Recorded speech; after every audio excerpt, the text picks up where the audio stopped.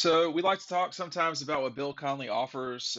He's not always right necessarily. There's some stuff we think he gets wrong from time to time, but he says there are two ifs that will lead Georgia to becoming a legitimate national title contender. I think everybody knows Alabama, Ohio State, and Georgia are the three teams that folks think, generally speaking, are going to be contending for the national championship. Georgia's slightly behind Ohio State in terms of being a favorite for the national championship. Alabama's definitely in front of both of them. But here's what Bill said about the two things that Georgia's got to do is if they can reload a front seven as well as we assume. And then the other one is if a pretty inexperienced offensive line holds up. So this is a part where, I mean, Bill, they're not inexperienced. I don't know what you're talking about. You're returning Erickson, McClendon, Truss, Van Pran, Jones. These are all guys who have started. So that's not, you know, anyway, he says even a strong quarterback needs a strong offensive line, though. And while the line held up last year with freshmen taking more than 1,500 snaps, his two best players, Justice Schaefer and Jamari Sayer, are gone. The two deep will be overloaded with freshmen and sophomores. I mean, it's going to have sophomores for sure because Cedric Van Pran, who is in his third year in the season, and Broderick Jones, third year in the season, Tate Ratledge, third year in the third year in the I said season, third year in the program. They are all going to be third year guys. Warren McClendon is not is a junior. Truss and Erickson. I don't know if Erickson's going to start, um, but Jones, Van Pran, McClendon, they will start, and they're returning basically as starters. So, and Erickson returns too. That's four starters returning. So they're not inexperienced. They may be young, but they're not inexperienced. He's talking about the defensive line. This is where I have more concern, if you want to call it that, about the defensive line than the offensive line. He says 5 first rounders, including three defensive linemen, under three starters picked later in the draft. Georgia didn't lose lots of contributors from last season's top ranked defense. It lost absolute stars. Are there more in reserve? Probably. The Bulldogs have finished first in defensive SP plus for 3 straight years. And now SP plus is just something that they've come up with at ESPN. I don't know if it's based in reality or not. He says they've replaced stars before, but they still have sure things such as Jalen Carter, Nolan Smith, and Robert Beal. But any defensive regression would force Stetson Bennett and the offense to carry more weight and potentially wreck last year's perfect balance. It's fair to assume Georgia will have a top defense again. But it's not a given until we see it. I think the last sentence is exactly correct. We have not had a time at Georgia under Kirby Smart where we've seen that this program doesn't have a good defense. I mean, its worst defense, I think, was the 2020 defense that gave up not quite 20 points a game. Now that's going on memory. I don't know that I exactly remember that correct. I'm checking it right now though. Oh, that's the 19. Here's 20. Um, but Kirby's defenses have been exceptional um, the entire time. Scoring defense for Georgia in so they gave up 20 points a game in 2020, and that was 16th best in the country. So their worst situation. So the 16 defense gave up the 16 defense gave up 24. That was 35th best in the country. Not great. Then the 17 defense was number 6 in the country and 16 points a game. The 18 defense was pretty good too. It gave up 19 for 15th best in the country. The 19 defense was number 1 in the country at not even 13 points a game. They regressed back to 20 points a game. And then, of course, so 2 of the last 3 years, Georgia has had the number 1 scoring defense in the country. It's a pretty good way to win national championships. Florida State, Clemson, Alabama, these are all teams that had very good defenses along the way. We write about this a lot in Dogstruction. Make sure you're picking this up. We're still getting a lot of orders for this. I have the books in tow, they're ready, but this deal that I've got for you right now, we're running out of time on it. Okay. You buy Dogstruction today, you get our 2022 preview. If you are an annual member at Dog Post, you will get this for free. You're not paying anything either. So there's two ways to get this free. Number one, you buy the book. The book is a keepsake. You're going to want it. If you're an annual member at Dog Post, you're going to get the magazine.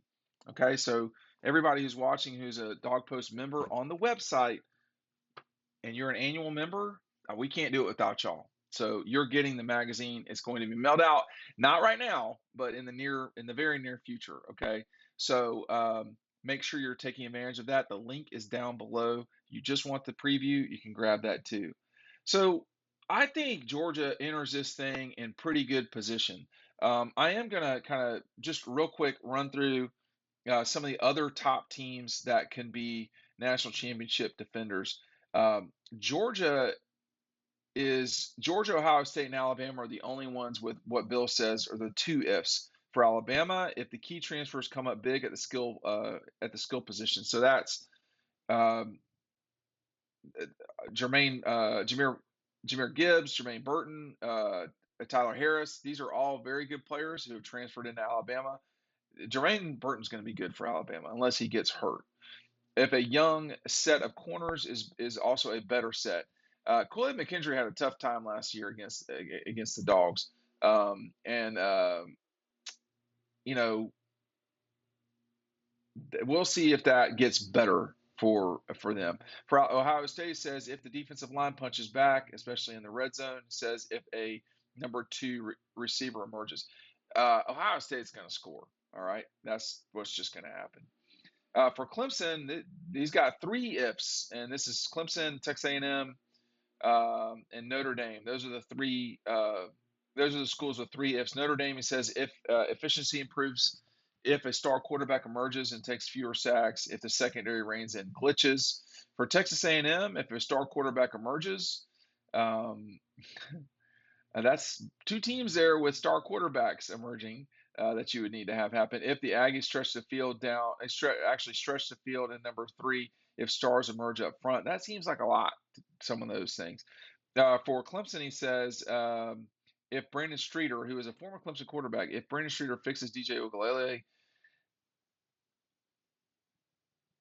that's not been common through the years that you quote fix a quarterback. But listen, Stetson Bennett got a lot better in 2021 from his performances in 2020. So anyway, and he goes on to say if someone can beat man coverage, that seems to be going hand in hand with what DJ is dealing with up there at Clemson. And then finally, if the cornerback transition goes fine. But Clemson's defense should be pretty good. That should not really. Their concern is on the offensive side of the ball. Their concern has been on the offensive side of the ball for about 15 games now, or 14 games. He says Uiagalelei against man coverage was 36% completion rate. That is really bad. Okay, that's just not good enough because man coverage is where you make your money. That's what you get. That's what AD Mitchell had against Alabama in the play that won Georgia the national champ. One of the plays that won Georgia national championship against Alabama. That was man coverage, is what AD told me. So you have to have playmakers, and Clemson used to have them on the outside. They also used to have really good quarterback play. They do not have that right now. Anyway, or they have not had that right now. I think this is going to come down to Ohio State, Ohio State, Alabama, and Georgia. Clemson, A&M. I look A&M. We'll just see. Okay, we'll just see. But I think the dark horse to me for all of this is Utah. He talks about Utah a little bit, Michigan, Oklahoma, Oklahoma State, Wisconsin, Baylor. But I think it is. I think it is Utah. He also mentions the Gators.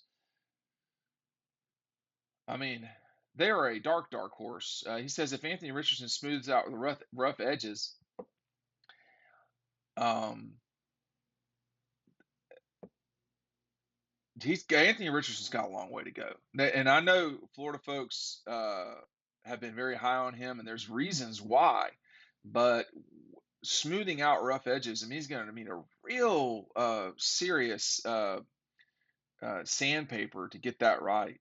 It says if a thin receiving core makes plays, skill position, they're not great at the skill spots. The Gators.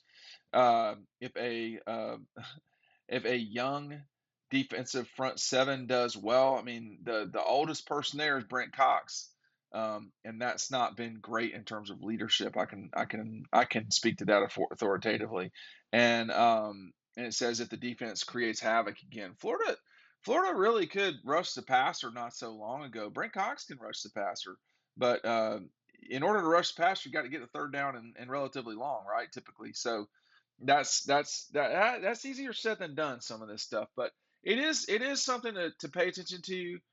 I think Bill is a little bit off on his critique of the Georgia offensive line. They are returning players, no doubt about it. Starters. I mean, three of the guys that I mentioned are season-long starters, so they're not inexperienced. I think a lot of teams would love to have three returning starters on an offensive line that won the national championship. Now they did lose Jamari, they did lose Justin Schaefer. Justin Schaefer wasn't the starter coming into the season. If I'm not mistaken, that was Tate Ratledge. So we'll just see what happens. There's going to be serious competition on this offensive line. I'm not certain that Warren Erickson starts. Um, I'm not certain Tate Ratledge starts, but I'm certain Cedric Van Payne is going to start, and I'm certain Warren McClendon is going to start. I'm pretty sure Broderick Jones is going to start, and after that, it's going to be a real big fight, to see Truss, Erickson, Mims. There's a lot of guys that have the capability of being really good offensive linemen, and we're just going to see. There's always the offensive line is always the number one thing when I go to a camp the first day at any football situation, the number one first thing you need to do is look at the offensive line. Can this offensive line win a championship? That's the number one thing you got to look at. It's the first thing.